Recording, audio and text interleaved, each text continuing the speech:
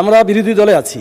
বিরোধী দলের কাজ হলো ট্রেজারি বেঞ্চে যারা থাকেন তাদের যদি কোনো ভুল ত্রুটি থাকে সেটাকে শুধরিয়ে দেওয়া। কিন্তু আমি দেখছি যে এখানে সরকারের যে বাজেট উপস্থাপন করা হয়েছে কিংবা অন্য প্রসঙ্গ যখন কথা বলা হয় তাদেরকে ভালো পথ দেখানে তখন সেটাকে তারা ভালোভাবে নেন না। আমি অনুরোধ করব যে বিরোধী দলের কাজ হলো আপনার তাদের সরকারি বেঞ্চকে সহযোগিতা করা। আমরা সেই সহযোগিতার মন মানসিকতা নিয়েই কথা বলছি এবং সামনের দিকেও বলবো। আমি একটু বিরোধী দলের সরকারি ট্রেজারি বেঞ্চকে অনুরোধ রাখতে চাচ্ছি যে আপনারা কি এরকমের চান?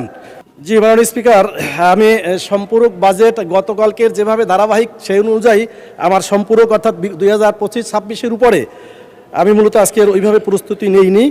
তবে আমি একটা কথা বলবো, সম্পূরক বাজেটের উপরে যে খরচ করে এরপরে অনুমোদন নেওয়া এই প্র্যাকটিসটা আমার মনে হয় বন্ধ হওয়া দরকার।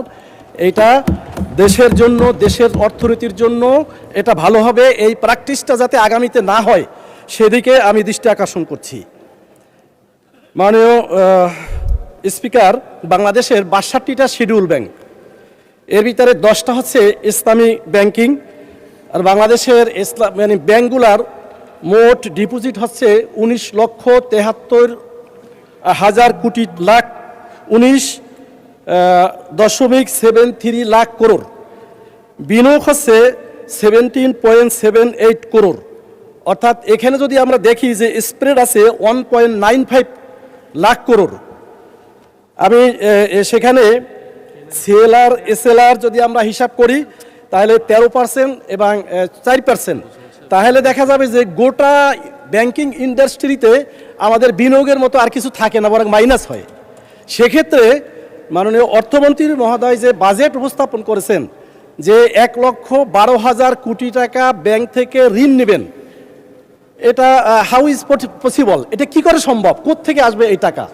আর ইতিমধ্যে ব্যাংকিং ইন্ডাস্ট্রির যে অবস্থা সৃষ্টি হয়েছে, ব্যাংকিং ইন্ডাস্ট্রিতে যে গুড গভর্নেন্স প্রতিষ্ঠা, জবাবদিহিতা প্রতিষ্ঠার যে লক্ষণ সেটা আমরা দেখছি না, বরং ব্যাংকিং ইন্ডাস্ট্রিতে একটা অস্থিরতা বিরাজ করছে।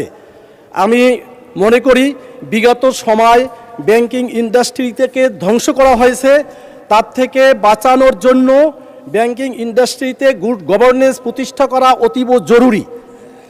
এখান থেকে আবার দেখা গেছে যে একদিকে সরকার রেস্কিউ ফান্ড 40,000 কোটি টাকা দিবেন, অন্যদিকে আবার 1,12 কোটি টাকা এখান থেকে আবার ঋণ নেবেন।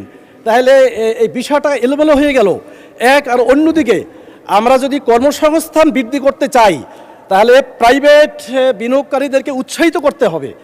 সরকার যদি এত টাকা ঋণ নেয় তাহলে যারা প্রাইভেটকে কিভাবে উৎসাহিত করা হলো? তাতে তো আরও তাদেরকে নিরুৎসাহিত করা হলো। এভাবে আমি অনুরোধ করব যে এই বাজেটের বেশ কিছু বিষয় আছে, আমি গোটা বাজেটের উপরে এখানে মার্ক করে রেখেছি পেন্সিল দিয়ে। আমি পুরো সেন্টেন্সটা পড়ছি, অর্থমন্ত্রী মহোদয় সব পড়তে পারেন নাই, কিন্তু আমি এখানে গোটাটা পড়েছি এবং প্রত্যেকটা ক্ষেত্রে আমার পরামর্শ আছে, সংশোধনী আছে।